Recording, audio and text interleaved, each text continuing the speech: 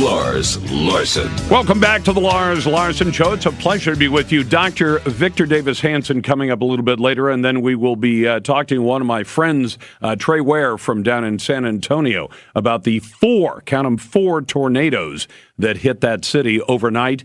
Thank God nobody was killed, no major injuries, just a lot of property damage. I know that's a problem, but you can replace a broken property. It's tougher to replace broken people. Tim Schmidt joins me now, who's the president and founder of the U.S. Concealed Carry Association. Tim, good to have you back on. Hey, hello, Lars. It's always a pleasure to be on your show, and I'm excited to be here. You know, a lot of us look to Antonin Scalia, the justice who passed away last year, as a real champion, not just of the Constitution, but also of the Second Amendment. And the question is whether or not Neil Gorsuch can fill his shoes, because the court sorely needs somebody who's an absolute supporter of American gun ownership rights.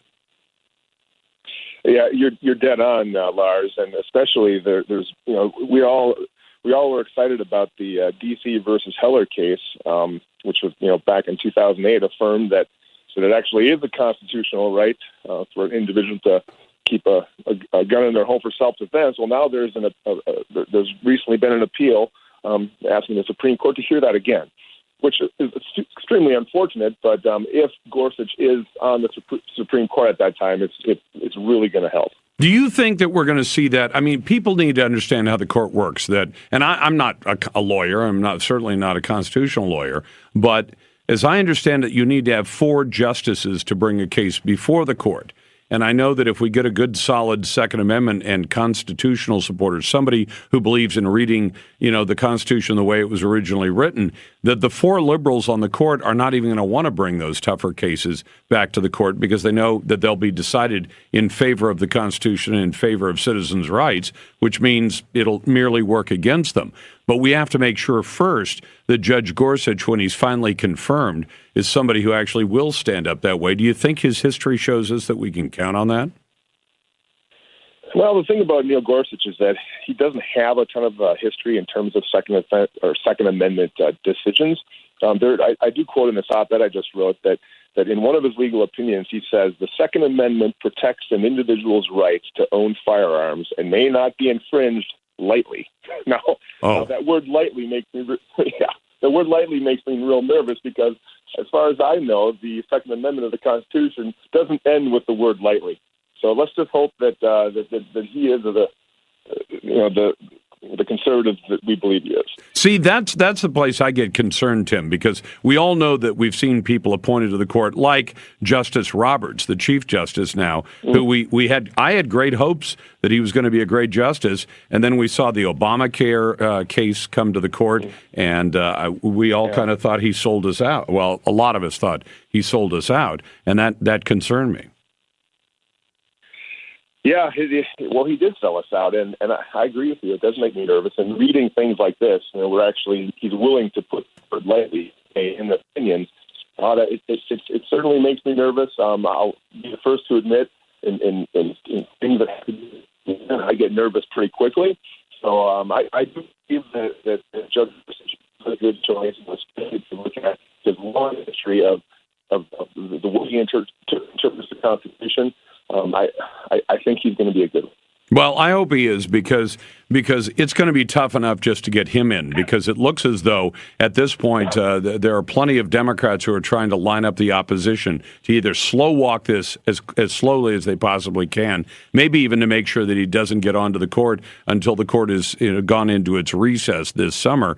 And that simply slows down the time when we might actually be able to get some good conservative decisions out of the court again. Right now, you almost can't afford to bring cases to the court because if the lower court decision went one direction, right now a 4-4 court that votes in a tie is effectively upholding the lower court opinion. Yeah, exactly. So we don't want any second to go to the court right now because that's exactly what would happen. Yeah, unfortunately. All we can do is hope. That seems to be where we're headed right now. And I don't know, have you seen any indication that the Democrats aren't going to fight this thing tooth and nail all the way through the confirmation process? Because they know they don't have the votes to stop it altogether. No, that's exactly what they're going to do. I mean, that's what Democrats do, and unfortunately for us, they do it pretty well. Only Republicans have guts, the similar amount of guts that the Democrats do in terms of fighting. We'd be much better off. Yeah, and unfortunately, I think the Republicans need to grow a backbone. They have the votes, they have the president in the White House. Why don't they get about this business and say, we're not going to sit here and slow walk this thing. Americans deserve to have a 9-member Supreme Court until and unless we ever decide to downsize it. I wouldn't necessarily be against downsizing the court and making it a smaller number of justices. I also wouldn't be against the idea of an appointment that, say, went 25 years instead of for life, because, when they made that original life appointment standard for Supreme Court justices, it was when the average life expectancy was below 50. Well, now we have average life expectancy pushing 80, and a lot of people are going to live into their 90s, which seems to make a lifetime appointment could be 50 years in length. Yeah, Lars, those are two great points. So many people think that the Supreme Court has to have 9 people. It doesn't. It can have 5 people. And you're right. Life expectancy, not only is it longer now, but 20, 30 years from now, it's going to be into the hundreds. So I agree with that. I think that's a great idea. Well, it wouldn't be a bad idea. I'm just not sure exactly how to engineer it. Whether you have the vacancy or the appointment be 25 years, and then the person could be reconfirmed back to the position, or whether we just say 25 years and out. We're going to let you retire, because their retirement is awfully generous. But I think once you're on the Supreme Court, I think people like to stay on the court, and they'll stay seemingly. Take a look at some of the liberal members; they'll stay there long past the time when they should have left. Yeah, that's for sure. That's for sure. Well, listen, Tim. If you look at our country. You want to tell people how they can get a hold of the U.S. Concealed Carry Association, and give me a bit about the organization and what it can do from people if they ever do get into a personal protection situation. Sure. Well, the exciting thing is that concealed carry permits are up, 215% over the last 8 years. And so our country is transforming into what I like to refer to as a responsibly armed society. And that's what we do. USCCA, we're all about helping people be educated, trained, and making sure they have a good legal and financial backup plan. So just, send your listeners to uscca.com, and I'll hook them up with some great info. Glad to do it. And Tim, thank you so much. We appreciate you taking the time, and I guess we'll just have to hold our breath on what's going to happen with Judge Neil Gorsuch. Tim Schmidt is the president and founder of the U.S. Concealed Carry Association. From our email, I love this email.